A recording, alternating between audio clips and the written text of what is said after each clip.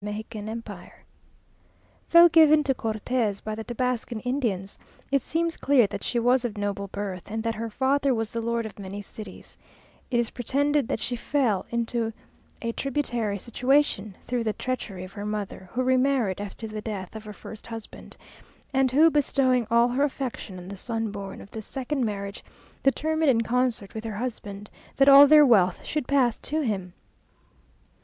It happened in furtherance of their views that the daughter of one of their slaves died, upon which they gave out that they had lost their own daughter, affected to mourn for her, and at the same time privately sold her, after the fashion of Joseph's brethren, to some merchants of Gicalanco, who in their turn disposed of her to their neighbours, the Tabascans, who presented her to Cortes. That she was beautiful and of great talent, versed in different dialects, the devoted friend of the Spaniards, and serving as their interpreter in their negotiations with the various Indian tribes, there seems no doubt. She accompanied Cortes in all his expeditions; he followed her advice, and in the whole history of the conquest, Doña Marina, the name given to the beautiful slave at her Christian baptism, played an important part.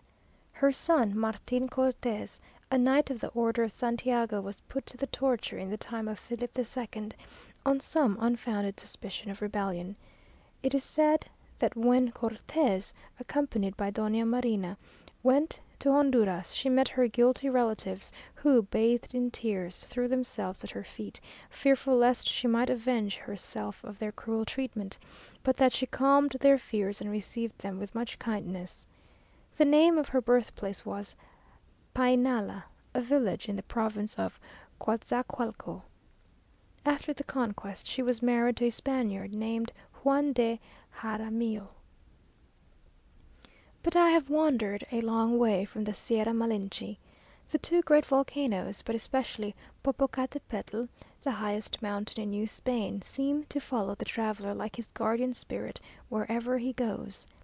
Orizava, which forms a boundary between the departments of Puebla and Vera Cruz, is said to be the most beautiful of mountains on a near approach, as it is the most magnificent at a distance, for while its summit is crowned with snow, its central part is girded by thick forests of cedar and pine, and its base is adorned with woods and sloping fields covered with phlox, and dotted with white ranchos and small scattered villages, forming the most agreeable and varied landscape imaginable.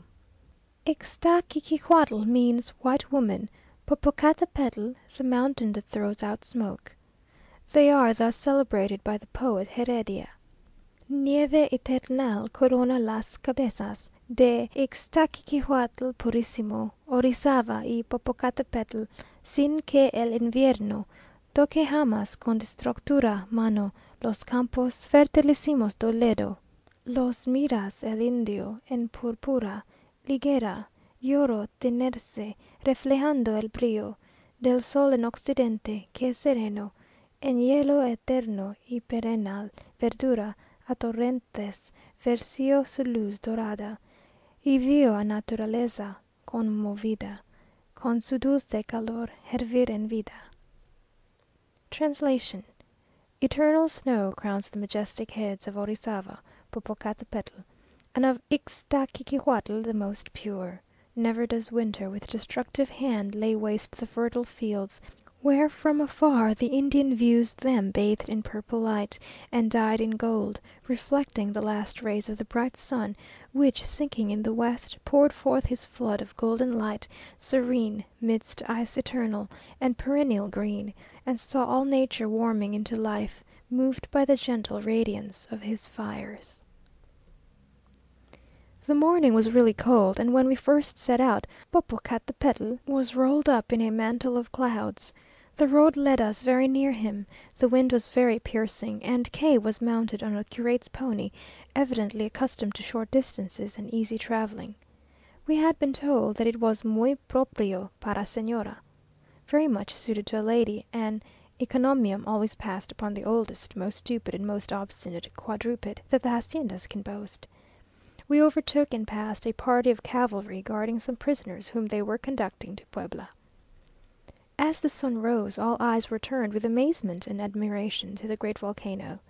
The clouds parted in the middle and rolled off in great volumes, like a curtain withdrawn from a high altar. The snowy top and sides of the mountain appeared, shining in the bright sun, like a grand dome of the purest white marble. But it cannot be described. I thought of Sinai, of Moses on the mount, when the glory of the Lord was passing by, of the mountain of the transfiguration, something too intolerably bright and magnificent for mortal eye to look upon and live. We rode slowly, and in speechless wonder, till the sun, which had crowned the mountain like a glory, rose slowly from its radiant brow, and we were reminded that it was time to ride forwards. We were not far from the ancient city of Coluca, lying on a great plain at a short distance from the mountains, and glittering in the sunbeams as if it still were the city of predilection, as in former days, when it was the sacred city, the Rome of Anahuac. It is still a large town, with a spacious square and many churches, and the ruins of its great pyramid still attest its former grandeur; but of the 40,000 houses and 400 churches mentioned by Cortes, there are no traces. The base of this pyramid, which at a distance looks like a conical mountain, is said by Humboldt to be larger than that of any discovered in the old continent, being double that of Cheops. It is made of layers of bricks mixed with coats of clay, and contains 4 stories. In the midst of the principal platform, where the Indians worshipped Quetzalcoatl, the god of the air, according to some the patriarch Noah, and according to others the apostle Saint Thomas, for doctors differ, rises a church dedicated to the Virgen de los Remedios, surrounded by cypresses, from which there is one of the most beautiful views in the world. From this pyramid, and it is not the least interesting circumstance connected with it, Humboldt made many of his valuable astronomical observations.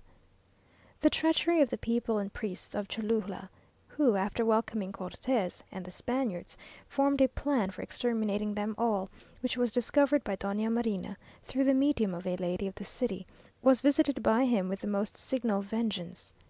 The slaughter was dreadful. The streets were covered with dead bodies, and houses and temples were burnt to the ground.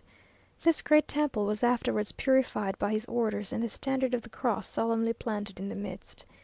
Cholula, not being on the direct road to Puebla, is little visited, and as for us our time was now so limited, that we were obliged to content ourselves with a mere passing observation of the pyramid, and then to hurry forward to Puebla. We entered that city to the number of 18 persons, 18 horses, and several mules, and passed some people near the gates who were carrying blue-eyed angels to the chosen city, and who nearly let them drop in astonishment on seeing such a cavalcade. We were very cold and felt very tired as we rode into the courtyard of the hotel, yet rather chagrined to think that the remainder of our journey was now to be performed in a diligence. Having brought my story up to civilized life, and it being late, I conclude. End of letter the 34th.